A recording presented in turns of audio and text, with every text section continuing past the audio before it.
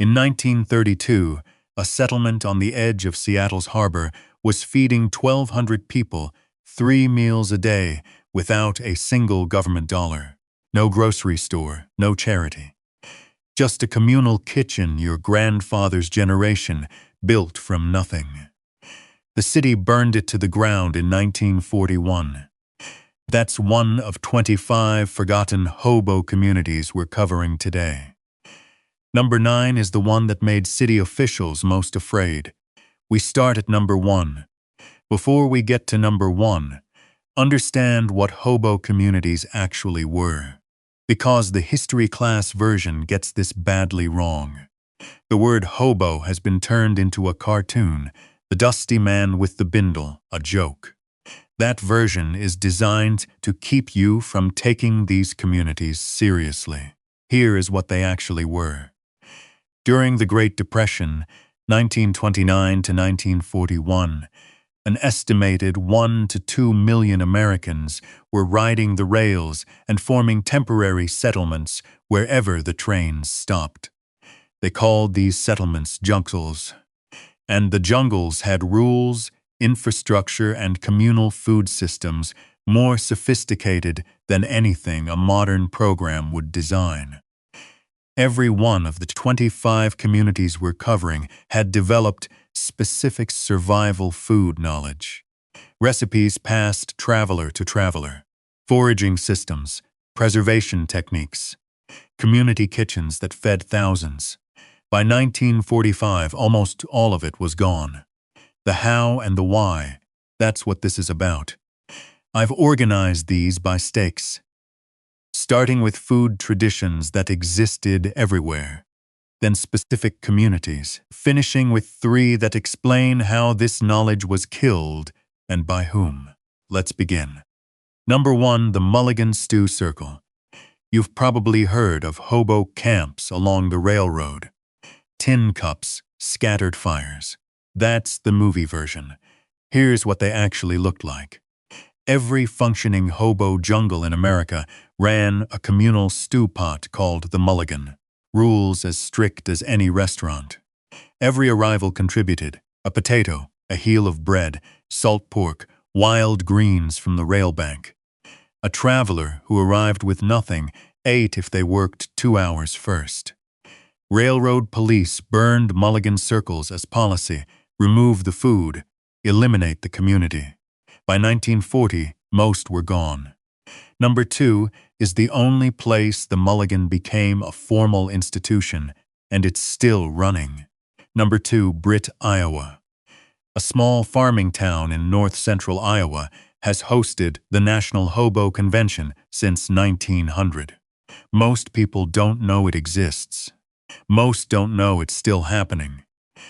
What history class never told you is that Britt wasn't just a social gathering. It was the most important transmission point for hobo survival food knowledge in America. Regional Mulligan recipes were argued over, exchanged, and demonstrated at Britt every August. The elected king and queen of the hobos were expected to know and teach them. The convention went dark from 1942 to 1947. Wartime rail restrictions made travel impossible, and the government wasn't unhappy about that disruption. Number 3 is where that knowledge was applied, invisibly, along thousands of mil-e's of railroad. Number 3, the railroad line gardens. Along virtually every major rail line in America, hobo communities maintained Secker-et gardens. Dandelions, purslane, lamb's quarters, wild mustard, planted in railroad right-of-way where no farmer could legally claim the land. And here's the part that gets buried.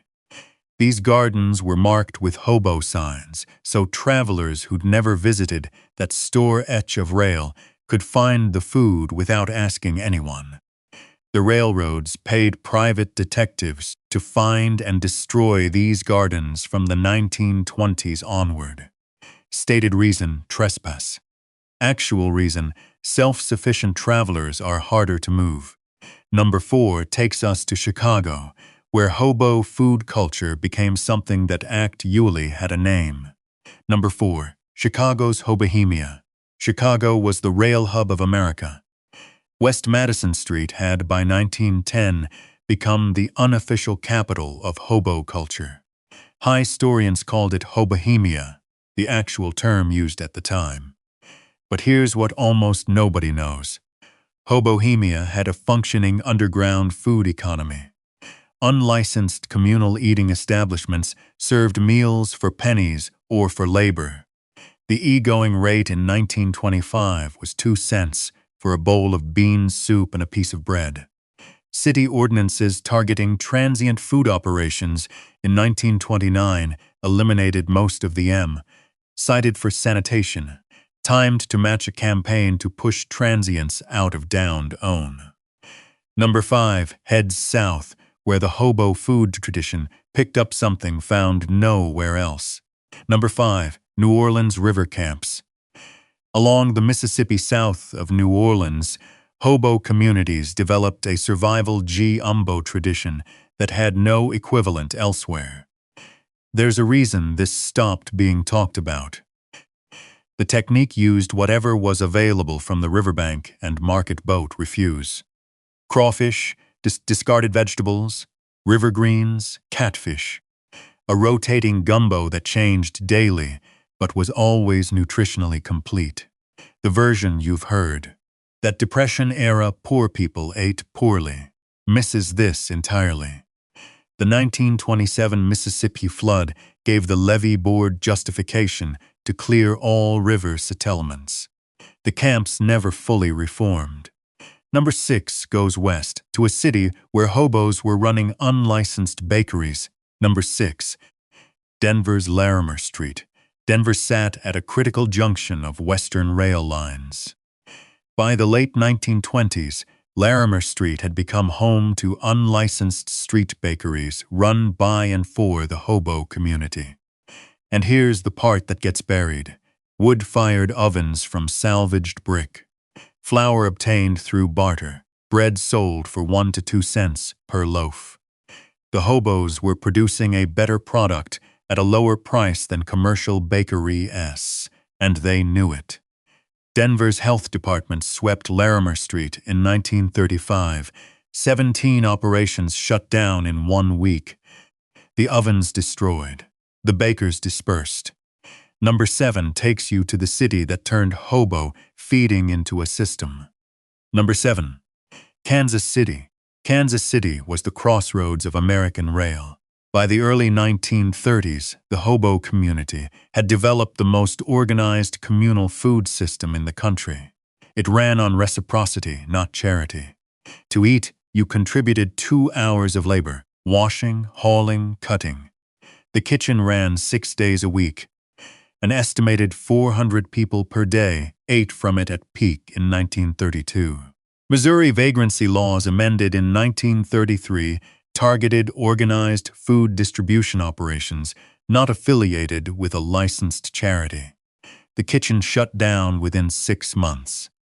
Number 8 is in the Pacific Northwest, where the food system looked nothing like anything east of the Rockies. Number 8. Portland's Steel Bridge Jungle. The Portland Hobo Jungle, near the steel bridge over the Willamette River, developed something with no precedent elsewhere, a mapped urban foraging system. The community maintained a hand-drawn map, updated and passed between travelers, of every reliable wild food source within walking distance. Wild watercress from the Willamette, dandelion patches in city parks. Produce discards from the Yamhill Market. The map was encoded in hobo signs, unreadable by police even if confiscated. Portland's City Council in 1934 authorized removal of all encampments within 200 feet of the river. The jungle was cleared. The map disappeared with it. Now number 9, the one I teased at the beginning. Number 9, Seattle's Hooverville. This is the one. You've heard of Hoovervilles, Depression-era shantytowns named mockingly after Herbert Hoover. What almost nobody knows is that Seattle's was the largest in the United States. At its peak, 1,200 residents, a mayor, a city council, a communal kitchen feeding every resident 3 meals per day. Every able-bodied resident worked 2 hours daily, cooking, hauling water, washing, in exchange for full meals. The kitchen produced enough surplus to feed outsiders who came to the settlement's edge. Seattle's government attempted to clear the Hooverville 3 times between 1931 and 1940. Residents rebuilt after each attempt. The fourth clearance order, March 1941, was accompanied by fire. 9 months later, Pearl Harbor made the waterfront land essential for wartime shipyard expansion. The timing was not coincidental. Now we move into communities further from the coast, and in some ways, even more self-sufficient. Number 10, Yakima Valley, Washington. Every August and September, the Yakima hop harvest drew thousands of transient workers, a significant portion of them career hobos who timed their travel to the agricultural calendar. The Yakima hop camps developed a specific preservation tradition. Portable drying racks for wild game and vegetables, constructed from hop-drying frames and salvaged lumber, designed to fold flat and travel in a bedroll. A portable pantry that moved with the worker. Washington State's Agricultural Labor Act of 1935 required all transient camps to register with a fixed address, which transient workers by definition couldn't provide. The seasonal camp system was effectively criminalized. Number 11 moves to the northern Midwest, where hobo food culture built something with a different purpose. Number 11, Minneapolis's Gateway District. By the 1930s, the Gateway District, Minneapolis's oldest neighborhood, had become the center of upper Midwest hobo culture. Most histories call it Skid Row and leave it there. What they don't tell you is that the Gateway District had a hobo-run food exchange operating completely outside the charitable mission model. No church affiliation, just a rotating network of communal feeding operations where the price of a meal was labor, including a specific task, teaching one survival skill to the community before you left. Minneapolis's urban renewal program, beginning in the late 1950s through 1963, demolished the entire Gateway District. The informal food economy went with it. Number 12 is in Pennsylvania, and it has one of the stranger names on our list. Number 12, Skunk Hollow, Pennsylvania. The Monongahela River Valley south of Pittsburgh had hobo settlements that went by many names. The most persistent was Skunk Hollow, a name the residents used themselves, with the dry humor that runs through this entire era. Coal country hobos in southwestern Pennsylvania developed expertise in foraging near industrial land. They knew which plants indicated safe soil versus contaminated. Knowledge grown from watching what grew near coal seams. Specific mushroom species. Wild garlic in specific configurations. Survival knowledge that was simultaneously ecological science. Pittsburgh's industrial expansion through the 1940s paved these valleys. The knowledge went with the people who held it. Number 13 is in Detroit, and it starts with a hunger march. Number 13, Detroit, the River Rouge Camp. In 1932, Ford had laid off over 75,000 workers. Many formed hobo camps along the Rouge River east of the plant. And here's the part that gets buried. The Rouge River camps, housing an estimated 3,000 people at peak, had organized their food production with the same precision as an assembly line. Rotating shifts, standardized portions, waste elimination. The Ford Hunger March of March 7, 1932. Ford's private police and Dearborn City Police opened fire, killing 4 workers, was followed within weeks by systematic clearing of the Rouge River camps. Number 14 takes you somewhere unexpected, the middle of New York City. Number 14. Riverside Drive, Manhattan. Most people don't picture Upper Manhattan when they think of hobo communities.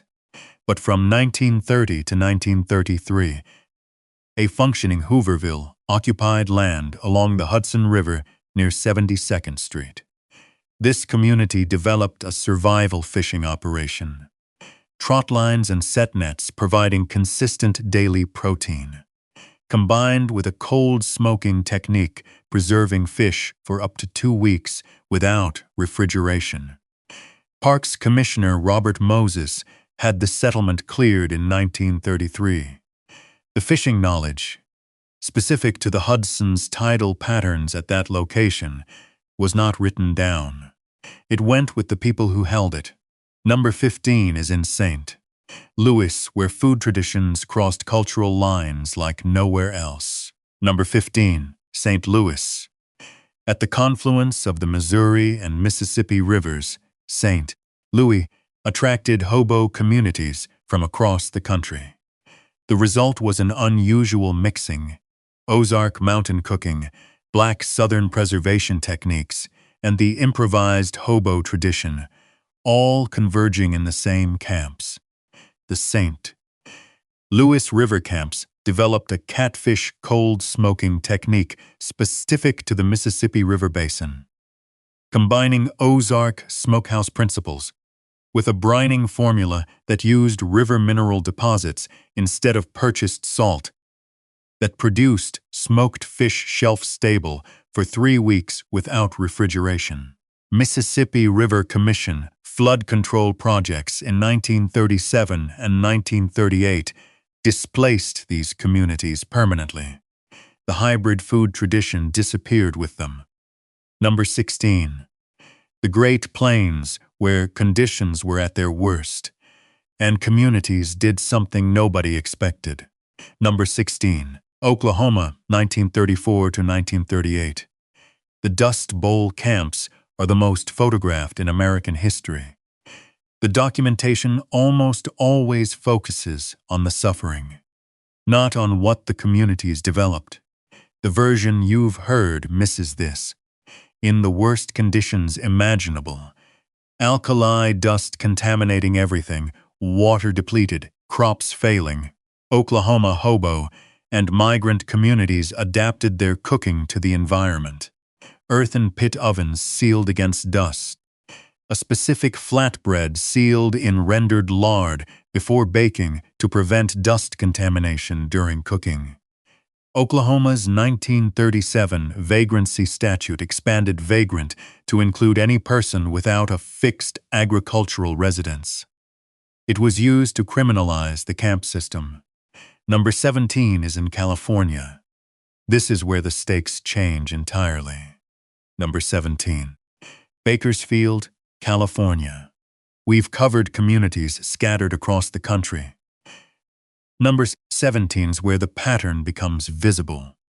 The Bakersfield migrant camps of 1937 to 1940, the ones Steinbeck documented, had developed something that frightened the California agriculture industry more than any labor action: food self-sufficiency.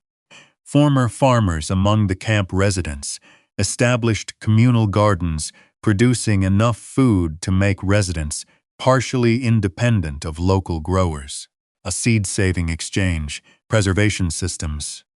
In some camps, residents grew a significant portion of their own diet. The Associated Farmers of California, a grower-funded organization with documented ties to law enforcement, pressured state authorities to order destruction of camp gardens in 1939. Not the camps, the gardens. Food dependency was the leverage point, and the gardens threatened it. You're going to want to hear where we go from here. Number 18. The Hobo College, Chicago. Most people have never heard of it. The Hobo College, founded around 1914 by anarchist physician Ben Reitman, offered free classes to transient workers, literacy, labor law, and survival cooking. The college maintained what contemporaries described as a library of survival knowledge, handwritten pamphlets on hobo food techniques, foraging maps for specific rail lines, preservation methods for a dozen climates. Funding collapsed in the early 1930s. The location was taken over by a religious mission requiring church attendance as a condition of receiving food. The library was never seen again. Number 19 takes us south to a community that built its food system around one of the most resourced rivers in the country. Number 19, Memphis. The Memphis waterfront along the lower Mississippi hosted rotating hobo communities throughout the 1930s. What made them distinctive was what they built their food system around: the river itself. Memphis river hobos developed a survival fishing technique using materials salvaged from cotton gin operations. Cotton belting repurposed as net material. Cottonseed oil used as a bait attractant in ways river fishermen hadn't systematized. Accounts from the late 1930s describe the technique producing enough protein for 50 people from a single morning's work. Memphis waterfront development, the Riverside Drive Parkway construction, cleared the hobo communities progressively between 1934 and 1939. Number 20 crosses into Ohio, where the food system spread along 200 miles of river. Number 20, Cincinnati. The Ohio River at Cincinnati was a transit point for hobos moving between east and west. The East End river camps developed a food barter economy extending along the Ohio for 200 miles in both directions. Using the hobo sign system to mark safe barter points, communities along the Ohio exchanged preserved foods, smoked fish, dried vegetables, pickled greens, without money and without detection. A traveler moving from Pittsburgh to Louisville could, knowing the signs and carrying something to trade, eat at every stop. The Ohio River flood of January 1937 destroyed most of these camps physically. Federal flood relief reconstruction specifically barred re-establishment of informal settlements in the flood plain. Number 21 is in Baltimore, and the food arrangement there involved a partner you wouldn't expect. Number 21, Baltimore. The B&O Railroad, the oldest major rail line in America, had yards in West Baltimore hosting one of the East Coast's longest-running hobo communities. The B&O Jungle had developed a cooperative food arrangement with individual railroad maintenance workers. Not the company, but the workers themselves. Workers contributed tools and seed stock. The hobo community provided labor on adjacent plots. A quiet cooperative producing fresh vegetables for both groups. The Brotherhood of Railroad Trainmen, under pressure from B&O management, formally prohibited fraternization with vagrants in a 1931 union agreement update. The cooperative ended immediately. Within 2 years, the hobo community had dispersed. Number 22 is in Philadelphia, and it has the most surprising food detail on this entire list. Number 22, Philadelphia. The Reading Company's rail yards in North Philadelphia anchored a hobo community that, by the early 1930s, had developed an informal economy centered on bread.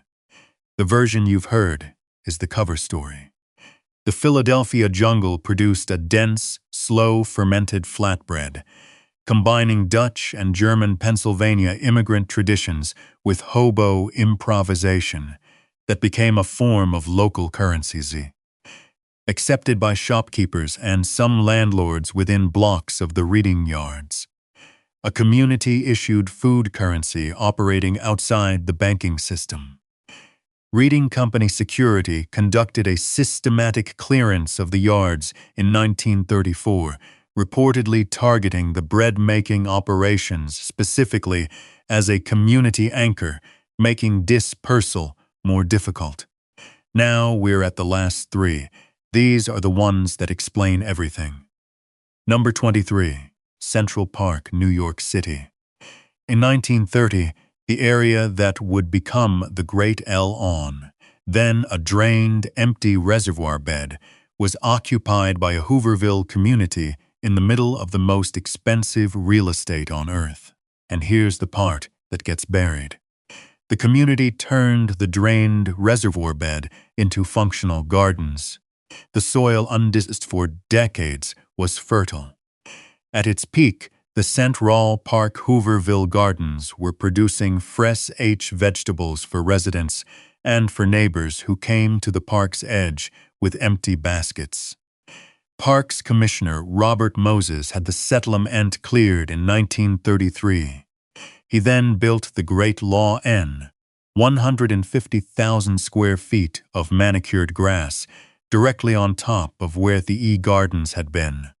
Maintained at enormous city expense, for years closed to the public.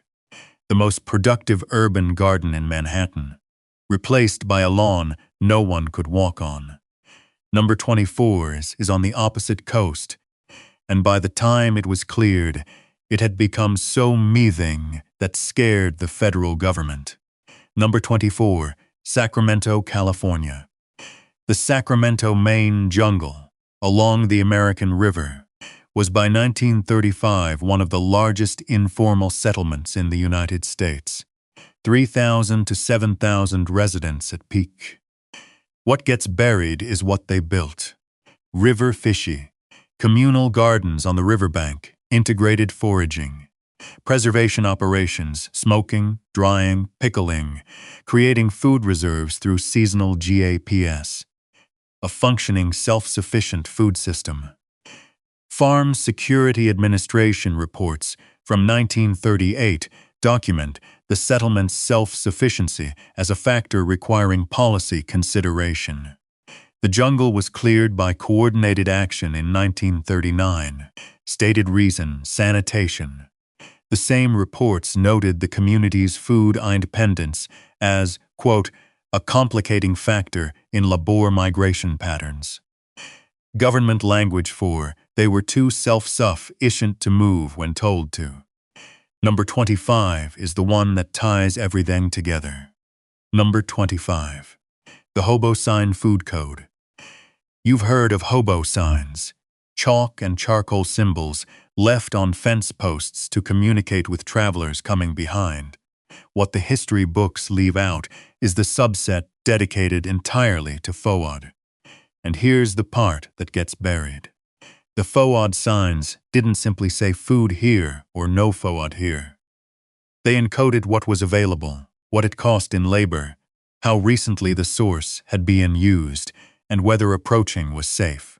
A distributed nutritional intelligence network, self-updating, self-maintaining. No central authority, no money, no literacy required. Santa Fe Railroad and Union Pacific both employed personnel specifically tasked with removing hobo signs from their rights-of-way during the 1930s. Stated reason, unauthorized marking of company properly.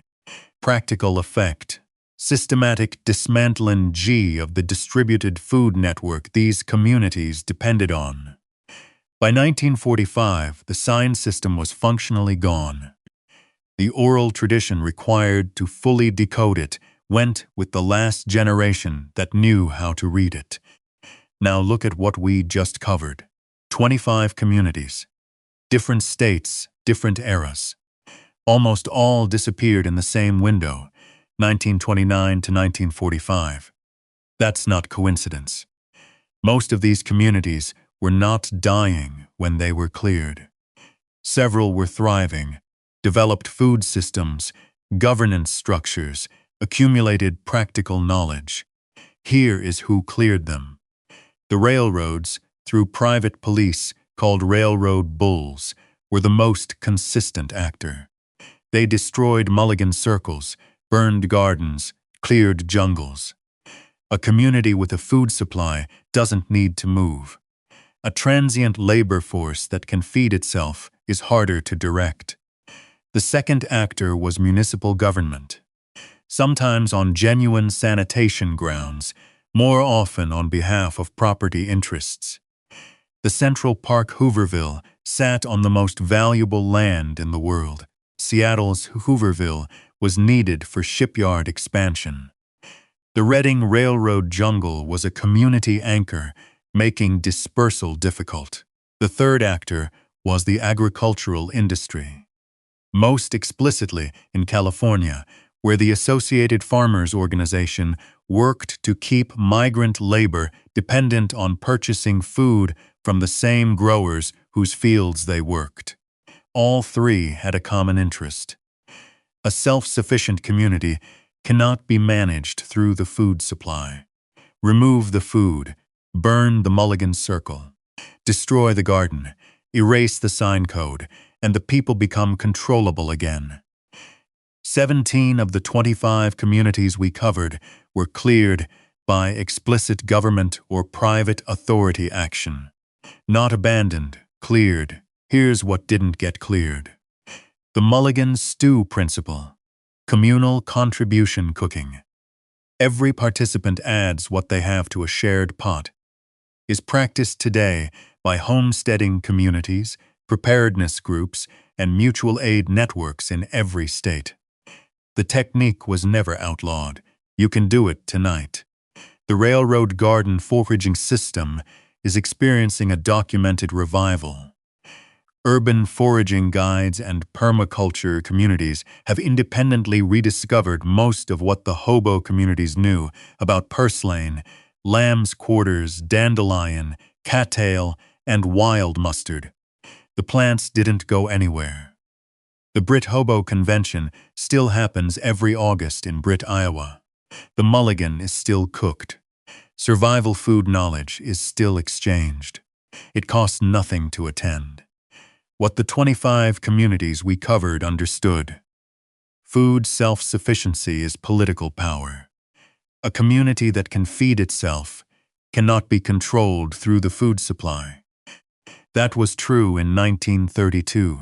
It is exactly as true now. Nothing in the technique was ever outlawed. Knowing how something works can't be made illegal. Whether you do anything with what you heard today, that's up to you. If you're the kind of person who stayed through a 30-minute video about forgotten hobo communities, and if you made it to number 25, I think you are, then you already know what this channel is about. We don't cover history for nostalgia. We cover it because the knowledge your great-grandparents had was real, practical, and deliberately erased. Covering it is one way to make sure it isn't entirely gone.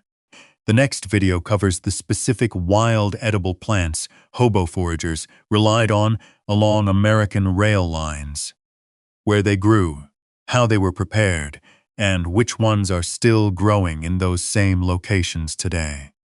That's the knowledge the railroad gardens tried to preserve. We're going to finish the job.